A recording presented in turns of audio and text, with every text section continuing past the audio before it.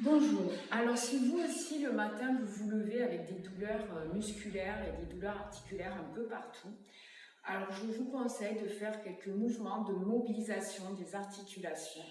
Donc tout doucement par exemple pour votre cou.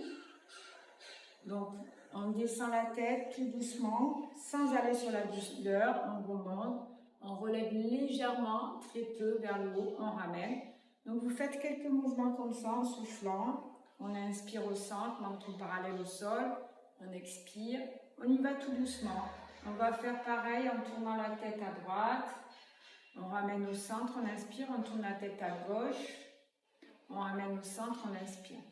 Donc vous faites plusieurs mouvements tout doucement en fonction de là où vous pouvez aller.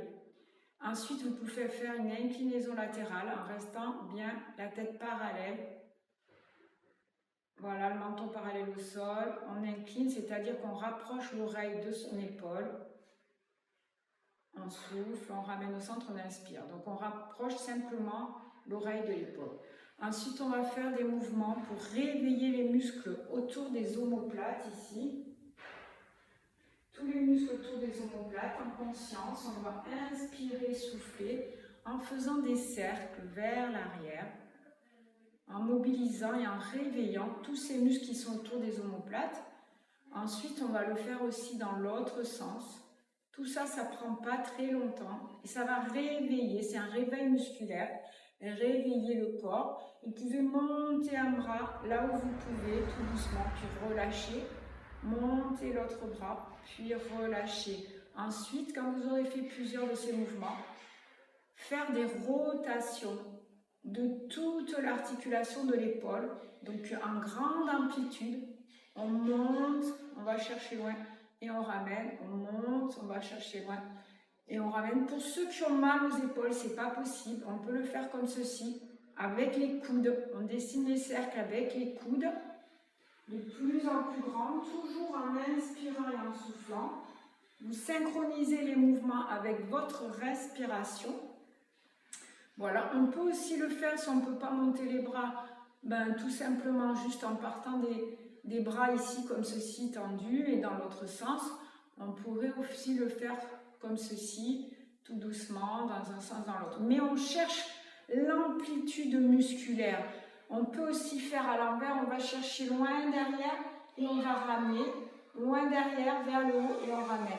Toutes ces amplitudes vont aider ici à décoller les muscles, à éviter qu'on soit comme ceci en raidi. Et bien sûr, on va chercher à ouvrir ici le thorax. Si vous avez le temps, vous rajoutez un mouvement de... On ouvre, on rapproche les omoplates. Donc les omoplates se rapprochent l'une de l'autre. Simplement, j'inspire et je souffle. Je rapproche, j'inspire à cage, je souffle et je souffle. Donc on cherche à rapprocher ces omoplates et à bien ouvrir ici au niveau du thorax. Et on relâche, on rapproche ces omoplates et on relâche. On en fait plusieurs comme ceci. On pourrait le faire ici aussi. Là, c'est un petit peu plus dur. Voilà. Ensuite, c'est important de mobiliser aussi votre bassin, votre hanche. Donc, je me mets un petit peu plus loin. On écarte les pieds. On fléchit légèrement sur ses genoux. Et là, on va basculer le bassin d'avant en arrière. Donc, on contracte les abdos, on ramène vers l'avant, puis vers l'arrière. C'est une bascule du bassin en avant, bascule du bassin en arrière. Tout doucement. Au début, ça peut être un peu difficile, mais plus on va le faire tous les jours, plus ça va devenir naturel. En réveillant toute cette zone, ça va vous enlever les douleurs du bas du dos, de mobiliser ces articulations et ces muscles. Donc je souffle, j'inspire, je souffle. Il n'y a que cette partie qui va bouger. On ne va pas basculer en même temps le haut du corps. C'est vraiment, donc contractez vos abdos, rentrez le ventre, essayez de sentir que ça part d'ici en profondeur. Ensuite, on va mobiliser à droite et à gauche. Donc ça va donner, je pousse à droite, je pousse à gauche. Donc bien sûr, les genoux fléchis si vous pouvez. Et ensuite, on va combiner les deux. Donc on va pousser, aller sur le côté, derrière, pousser et ramener. On part devant, côté, derrière, on ramène. Quand vous en avez fait plusieurs, vous essayez de l'autre côté, devant, à gauche, derrière, à droite. Et ensuite, on essaie de mouvements fluides, comme si on avait un hula-hoop. On ne bouge pas le haut du corps, tout ça, ça ne bouge pas. Et on fait des rotations dans un sens et dans l'autre. Même si au début les rotations ça ne vient pas trop, tout ce que vous allez faire en conscience, tout doucement, ça va mobiliser tous ces muscles-là.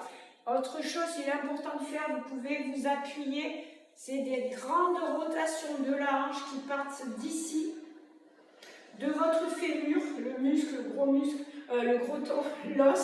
l'os du fémur, le gros os ici sur lequel s'insèrent les muscles, donc les muscles fessiers, voilà. Et donc on fait des grandes rotations dans un sens et puis des grandes rotations dans l'autre. Le plus grand que chacun va pouvoir faire, on adapte à ses possibilités et pareil de l'autre côté. Si vous n'avez pas besoin de vous tenir, bien sûr que vous avez de l'équilibre, c'est encore mieux, faites-le sans vous tenir. Vous aurez travaillé en même temps l'équilibre. Ensuite, c'est important aussi un petit peu de mobiliser vos genoux si vous avez des raideurs de genoux. Juste des petites flexions-extensions, ou alors petites flexions-extensions comme ceci. Au réveil, le matin, on en fait quelques-uns.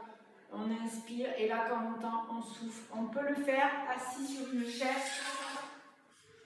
Hop. Voilà. Et aussi les chevilles.